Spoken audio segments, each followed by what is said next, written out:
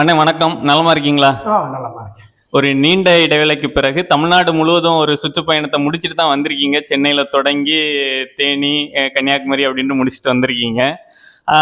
நான் இந்த ஊடகங்களை கவனிக்கிற வரைக்கும் பெருவாரியான பிற மொழியாளர்கள் ஊடகங்களுக்குள்ள இருக்கிறதுங்கிறது நமக்கு கண்கூடா தெரியுது. அந்த அளவுக்கு கட்டம் கட்டி நாம் தமிழர் கட்சின்னு ஒரு கட்சி களத்துல இல்லாத மாதிரியான பொய் கருத்து கணிப்புகள், கருத்துருவாக்கங்கள் அப்படின்ட்டு பண்ணிட்டு இருக்காங்க. உதாரணமாக ஒரு சிலர்லாம் இப்போ சவுக் சங்கர் மாதிரியான ஆட்களையே நம்ம எடுத்துக்கிட்டோம்னா 4-5% நாம் தமிழர் தாண்டாது அப்படிங்கிற மாதிரி அங்க சென்னையில ஏசி அறைக்குள்ள இருந்துகிட்டு அவர்கள் ஒரு சில விடயங்களை மக்கள் மத்தியில பரப்புறாங்க. இது ஒரு வளர்ந்து வரக்கூடிய கட்சிக்கு என்னைய பொறுத்தவரை மக்கள் மத்தியில ஒரு பாதகமான விடயம். ஆனா உங்களை மாதிரியான ஆட்கள்லாம் சாமானியர்களோடு பழகக்கூடியவங்க, சாமானியரோடு பயணிக்கக்கூடியவங்க, பெரும்பாலும் சுற்றுப்பயணத்திலேயே தான் இருப்பீங்க. மக்களுடைய அந்த பல்ஸ் உங்களுக்கு தெரியும். உண்மைக்குமே இப்போ நாம் தமிழர் கட்சியோட ஆதரவு அலை அப்படிங்கிறது எப்படி இருக்கு? இவர்கள் சொல்ற மாதிரி அந்த 5% 6% தானா, இல்ல நம்ம எதிர்பார்க்காத அளவுக்கு நாம் தமிழர் கட்சி உயர்ந்து இருக்கா தமிழ்நாட்டு அரசியல் களத்துல? நம்ம தமிழ்நாட்டை இதுவரைக்கும் கிட்டத்தட்ட ஒரு 3 முறை நான் சுற்றி வந்துட்டேன். தலைவன் ஊடகத்திலே, இந்த ஊடகத்திலே நாம் அதை பதிவு பண்ணியிருக்கிறோம். சென்ற ஆண்டே 22 விழுக்காடு அண்ணன் சீமான் அவர்கள் வாங்குவாங்க அப்படின்னு வர தேர்தலில் வாங்குவாங்கன்னு சொல்லியிருக்கிறோம். ஓட்டு சதவீதம் உயரும் அப்படின்னு நம்ம சொல்லியிருக்கிறோம். இப்போ எனக்கு ஒரு ஒரு ஆவல், இந்த நாம் தமிழர் கட்சி வேட்பாளர் அறிமுகம் அந்த கூட்டம் முடிந்த பின்பு நாம் ஒரு சுற்றுப்பயணம் போயிட்டு வரணும் அப்படின்னு சொல்லி நான் இங்கேருந்து என்னுடைய நண்பர்கள் உதவியோடு கிருஷ்ணகிரி, குருபரப்பள்ளி, வேப்பனப்பள்ளி, நெடுச்சாலை, பூதிமூட்லு அப்படின்னு இந்த கர்நாடக ஆந்திர எல்லையோர பகுதிகளுக்கு போயிட்டு அப்படியே குப்பம் வழியாக குடியாத்தம், பள்ளிகொண்டா, அப்படி ராணிப்பேட்டை, இப்படி வேலூர், இந்த மாதிரியெல்லாம் போய் சுற்றிட்டு எல்லா பகுதியிலையுமே மக்கள் நாம் தமிழர் கட்சிக்கு வாக்களிப்பதற்கு மிக தயாராக இருக்கிறாங்க. எங்கேயோ ஒரு இடத்தில் மட்டும்தான் ஒருவருக்கு சீமான் குறித்த சின்னம் தெரியாமல் இருக்கிறதை தவிர மற்றபடி எல்லா மக்களுக்குமே சீமான் குறித்து பேச தொடங்கி விட்டார்கள். 10 பேரில் 9 பேர் நம்ம சீமான் குறித்து பேசுகிறாங்க. அவங்களுக்கு அரசியல்லாம் தெரிகிறது. இதில் மிகப்பெரிய ஆச்சரியமாக நம்ம கிருஷ்ணகிரியில் பார்த்தது என்ன அப்படின்னு சொன்னால், ஒரு அரை மணி நேரத்தில் மிக வேகமாக சீமானோடைய அந்த சின்னம் பரவி இருந்தது. அதில் அந்த மக்கள்கிட்ட கேட்கும்போது, உங்களுக்கு நீங்கள் யாருக்கு வாக்களிப்பீங்க அப்படின்னு கேட்கும்போது, வித்யாராணி, அதாவது வீரப்பன் அவர்களுடைய மகள் பெயரே தெரியாது. ஆனால் வீரப்பன் மகள் அப்படிங்கிற ஒன்று சொல்கிறாங்க. அவங்களுக்கு தான் எங்களுடைய வாக்கு.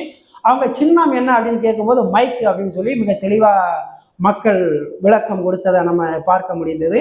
அப்படியே நாம் மதுரை, தேனி, இப்போ தென்காசி, இப்போ அம்பை திருநெல்வேலி தொகுதி, இப்படி கன்னியாகுமரி, இப்படியெல்லாம் நாம் பார்த்துட்டு மிக எழுச்சியோடு மக்கள் இருக்கிறார்கள். நாம் தமிழர் கட்சி தம்பிமார்களினுடைய அந்த வேகம், அவர்களுடைய பாய்ச்சல் மிக அருமையாக இருக்குது. மேலும் இந்த திராவிட கட்சிகள் இந்த நிலத்தில் எப்படியெல்லாம் இந்த மக்களை ஏமாற்றி வந்தார்கள், அவர்களுடைய தேர்தல் அறிக்கைகள் எப்படி இருக்குது, 2021 எப்படி இருக்குது, 2024 எப்படி இருக்குது அப்படிங்கிறத அவங்க ஒப்பிட்டு பார்த்து இவர்கள் நம்மளை ஏமாற்ற வந்தவர்கள்ங்கிறத அவங்க பேசுகிறத நம்மளால் கேட்க முடியுது. வீடுகளில் இருக்கிற அந்த புதிய வாக்காளர்கள் பெண்கள் உள்பட, ஏன்னா பையங்கள்லாம் களத்தில் இறங்கி நாங்கள் நாம் தமிழர் கட்சின்னு வேகமாக சொல்லிடுவோம். ஆனால் பெண் பிள்ளைகள் அதை இந்த அரசியலை அவங்க விவாதிக்கிறத நம்ம மிக தெளிவாக பார்க்க முடியுது. அது ஒரு மகிழ்ச்சியாக இருக்குது. உறுதியாக இந்த நாம் தமிழர் கட்சி ஒரு வெற்றி பாதையை நோக்கி நகர்ந்துருச்சு. இனி இந்த தேர்தல் முடிந்த பின்பு அந்த வாக்கு சதவீதம் சொல்லும். நம்ம சென்ற ஆண்டு சொன்னது இதே ஊடகத்தில், இதே அரங்கத்தில் இருந்து 22 விழுக்காடு சொன்னோம். ஆனால் அந்த 22 விழுக்காட்டை உயர்ந்து அது 30 விழுக்காட்டை தொடுவதற்கான ஒரு சாத்தியக்கூறுகள் இருக்குது. வெற்றி நிச்சயம் என்கின்ற ஒரு இடத்துல நாம் தமிழர் கட்சி வந்துருச்சு. நிச்சயமானா மற்ற பொய் பித்தலாட்டங்களெல்லாம் முறியடிக்கிற வகையில் உங்களுடைய கருத்துக்கள் இருக்கு. என்னுடைய மிக முக்கியமான ஒரு கேள்வி என்னன்னா, இப்போ ஒரு சில கருத்து கணிப்புகள், கொஞ்சம் நம்பத்தகுந்த கருத்து கணிப்புகள்ல நமக்கு கிடைக்கக்கூடிய தரவுகள் என்னன்னா, இந்த தொகுதியில சீமானுன்னா நாங்க ஓட்டு போட்டிருப்போம், சீமானை நாங்க ஜெயிக்க வச்சிருப்போம், ஆனா அந்த வேட்பாளர் அப்படிங்கிறவங்க புதுமுகமா இருக்காங்க அப்படிங்கிற மாதிரியான ஒரு கருத்து இருக்கு. மக்கள் வந்து வேட்பாளரை பார்க்காங்கல்ல, இல்ல சீமானுக்காக நாங்க ஓட்டளிப்போம் அப்படிங்கிற ஒரு மனநிலை இருக்காங்களா? நீங்க என்ன அப்படியெல்லாம் ஒண்ணுமே கிடையாது. சீமான் நிறுத்திருக்கின்ற இந்த 40 வேட்பாளர்களுமே புரட்சியாளர்கள். நான் மதுரையில அன்பு தங்கை சத்யாதேவி அவங்களெல்லாம் போய் நான் சரி இவங்க என்ன பேசிடுவாங்க அப்படின்னு நான் அந்த பிரச்சாரத்துக்கு அவங்க கூட இருக்கும்போது அவங்க பேசிய கருத்து இருக்குது, அப்பா ஒரு கொள்கை விளக்காணி தலைவர்கள் எப்படி பேசுவாங்க, அவங்களாம் புதுமுகம் அரசியலுக்கு. புதுமுகமாக வந்து அண்ணன் வந்து அதை அவங்கள வந்து வேட்பாளராக அறிவிச்சிருக்காங்க. அப்படி ஒரு பேச்சு, அப்படி ஒரு நான் அப்படி வியந்து கேட்டேன். அதாவது அவ்வளவு திட்டங்கள், அதை நுணுக்கமாக அவங்க ஒரு பேராசிரியை, அவங்க மிகப்பெரிய முனைவர் பட்டம் பெற்றவர் அப்படிங்கிறது அவங்க அந்த களத்தில் நிரூபிக்கிறத நம்ம பார்க்கும்போது ஆச்சரியமாக இருக்குது. அது மாதிரி அவங்க அனைவருமே ஒவ்வொருத்தரும் புரட்சியாளர்கள். தம்பி மதிவாணனை சொல்லவே வேணாம், ஜெனிஃபர் அவங்கள சொல்ல தேவையே இல்லை. இப்படி காளியம்மாள் இருக்கிறாங்க, கார்த்திகா இருக்கிறாங்க, அண்ணன் கிமாயன் இருக்கிறாரு, இப்படி அடுக்கடுக்கடுக்காக நாம் சொல்லிக்கிட்டே போகலாம். ஒவ்வொருவருமே மிக சிறந்த பேச்சாளர்கள், மிக சிறந்த அறிவுஜீவிகள். தம்பி மத்திய சென்னை கார்த்திகேயனாக இருக்கட்டும், அந்த தென் சென்னையில் இருக்கிற அம்மா தமிழ்ச்செல்வி அவங்க இருக்கட்டும், வட சென்னையில் போட்டி எடுக்கிற மருத்துவராக இருக்கட்டும், மிகச்சிறந்த பேச்சாளர்கள். தம்பி சுந்தர் நம்ம திருவள்ளூர் மாவட்டத்தில் அந்த தம்பிலாம் அவரெல்லாம் ஒரு பேட்டி எடுக்கும்போது அவருக்கு தமிழே தெரியாது, அவ்வளவு ஆங்கிலமாக பேசுவார். நல்ல சிறந்த ஆசிரியர்னு அவரை நான் கண்டிருக்கேன். அவரை எனக்கு தனிப்பட்ட ரீதியிலே நல்லா தெரியும். ஆனால் இப்போ அவர் பேசுகிற தமிழ் அப்படி ஆச்சரியப்பட வைக்குது. அந்த அளவுக்கு ஒரு தன்னை வந்து செதுக்கியிருக்காங்க அப்படின்னு தான் சொல்லணும்.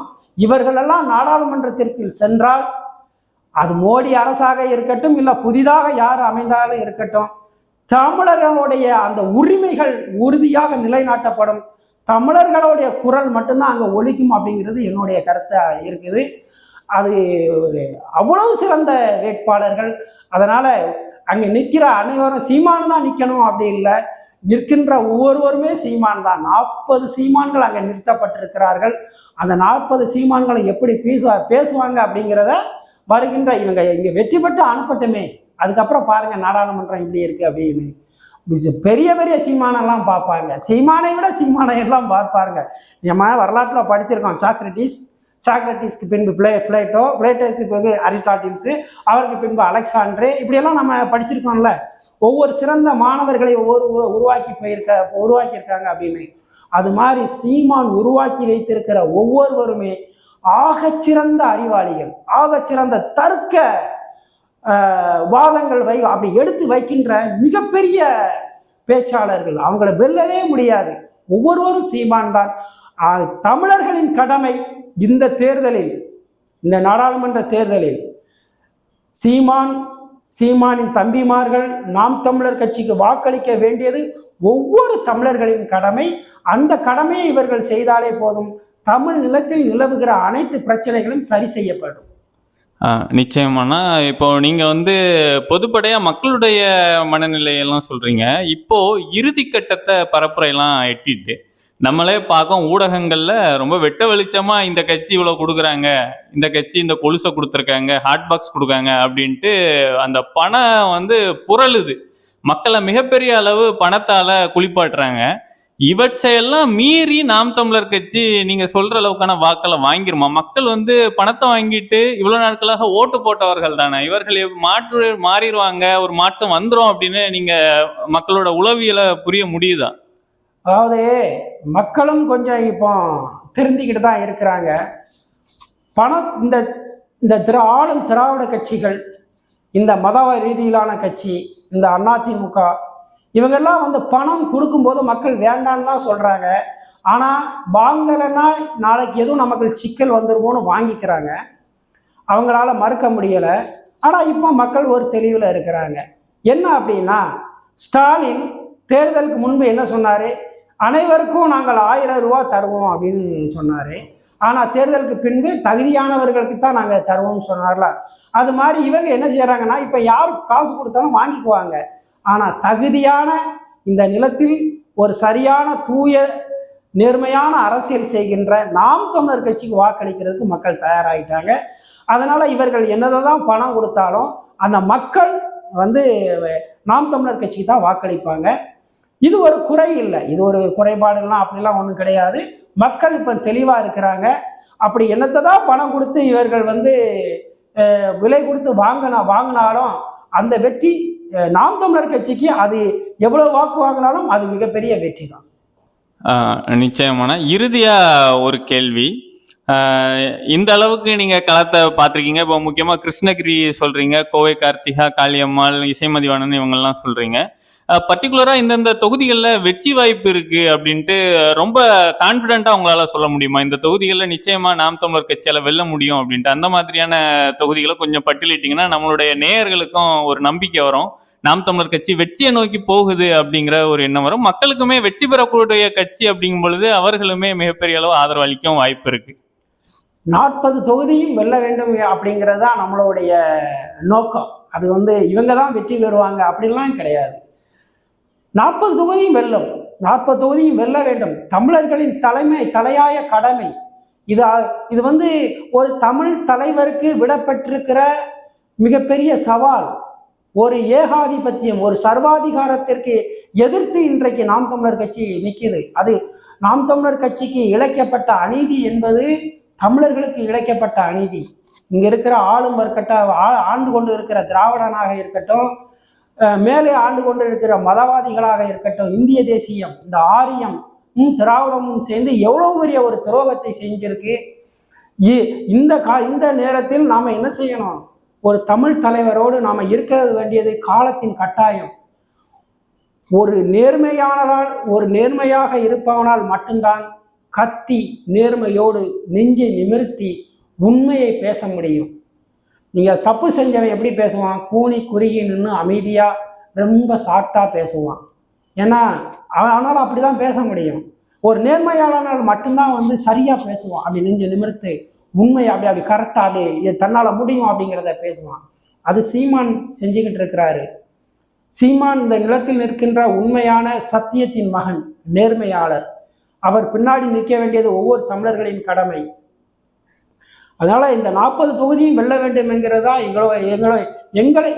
என்னை போன்ற சாதாரண மக்களின் ஆசையும் கூட, உலகமெங்கும் பரவி வாழ்கின்ற தமிழர்களின் ஆசையாகவும் அது இருக்குது. நான் நிறைய கிட்டத்தட்ட ஒரு 200 பேர் என்னுடைய தொலைபேசி அழைப்பில் கூப்பிட்டு பேசியிருப்பாங்க. இந்த வெற்றியை நாங்கள் எதிர்பார்க்கிறோம். ஒவ்வொரு முறையும் தேர்தல் களத்தில் நிற்கும்போது ஒரு போர்க்களத்தில் நிற்கிற மாதிரி நாங்கள் அறிகிறோம். உங்களுக்கு பதற்றம் இருக்குதோ இல்லையோ, நாங்கள் அவ்வளவு பதற்றத்தோடு இருக்கிறோம். சீமான் போன்ற ஒரு நேர்மையாளர்களை எனது மக்கள் தேர்ந்தெடுத்து விட மாட்டார்களா என்கின்ற ஒரு ஆவலோடு இருக்கிறோம் அப்படின்னு சொல்றாங்க. அந்த மக்களின் நம்பிக்கைக்காவது நம்ம எல்லை கடந்து போகலை, நம்ம இந்த ஊரை தாண்டி போகலை. அப்போ நமக்கு அரசியல் அறிவுங்கிறது மிக குறைவாக தான் இருக்கும். அதனால ஒரு களத்தில் நமக்காக நிற்கின்ற ஒரு தமிழர்கள் பின்னாடி நாம் நிற்க வேண்டியது ஒவ்வொரு தமிழர்களின் கடமை.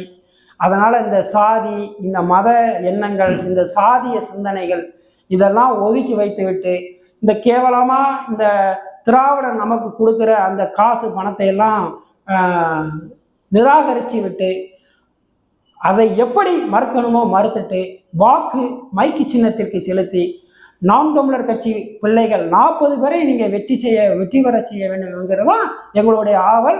அந்த 40 பேர் வெற்றி பெறுவார்கள் என்கின்ற ஒரு நம்பிக்கை எங்களுக்கு இருக்கிறது.